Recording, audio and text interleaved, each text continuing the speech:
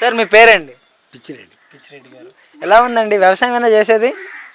ఎలా ఉందండి మరి రైతులకు ఏ విధంగా ఉంది? చంద్రబాబు నాయుడు గారు వచ్చి 9 నెలలు అవుతుంది కదా. మాత్రం గల్లంతేనండి. వ్యవసాయం మాత్రం గల్లంతే. ఎందుకని అంటారండి? ప్రతిదానికి రేట్లు దేనికి లేవు. ఒడ్లు పోయి అంతే ఉంది అంత మాత్రంగానే.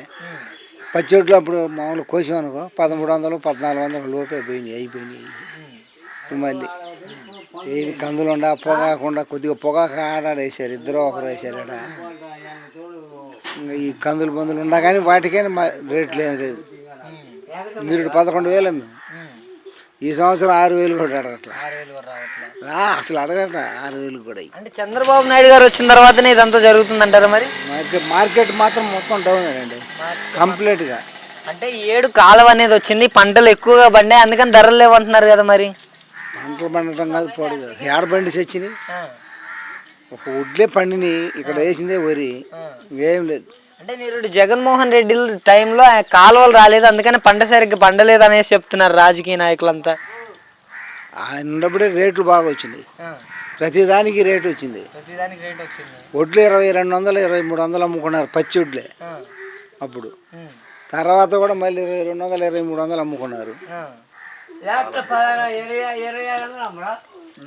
ఇంకా సంక్షేమం సంగతి ఏంటంటారండి మీకు తెలిసినంత వరకు? ఇప్పుడు రైతులకి కొంచెం సంక్షేమం చెప్పినట్టున్నారు. ఏమిట్లేదండి అక్కడ ఒక పింఛన్ మాత్రం కంపల్సరీగా వస్తుంది, అదొక్కటే వస్తుంది చెప్పిన దాంట్లో. అంటే రైతులకి జగన్మోహన్ రెడ్డి టైంలో 13,500 వేస్తే ఈయన వచ్చిన తర్వాత ఏకంగా 20,000 అన్నారు. అసలే లేదు, ఎవరికి లేవు. అంటే జగన్మోహన్ రెడ్డి రాష్ట్రాన్ని అప్పుల పాలు చేసిపోయాడు, పథకాలు ఇవ్వడానికి కొంచెం టైం పడుతుంది అంటున్నారు కదా. అప్పుల పాలు ఆయన ఇప్పుడు ఇంకా ఎక్కువైంది కదా, ఇప్పుడు ఇంకా ఎక్కువైపోయింది. ఈ సూపర్ 6 పరిస్థితి ఏంటి? సూపర్ 6 ఒక్కటి కూడా లేదండి, ఒక్కటి కూడా లేదు. ఇప్పుడు తల్లికి వందనం అని ఎవరికి ఇవ్వలేదుగా, అది లేదు. తల్లికి వందనం ఎంతమంది పిల్లలు ఉంటే అంతమందికి 15,000 అన్నారు. ఇంట్లో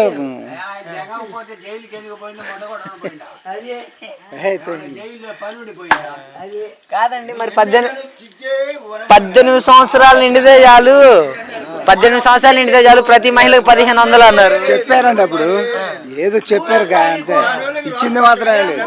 చెప్పడం చెప్పారు ఆ బోట్ల కోసం అప్పుడు అట్లా చెప్పారు.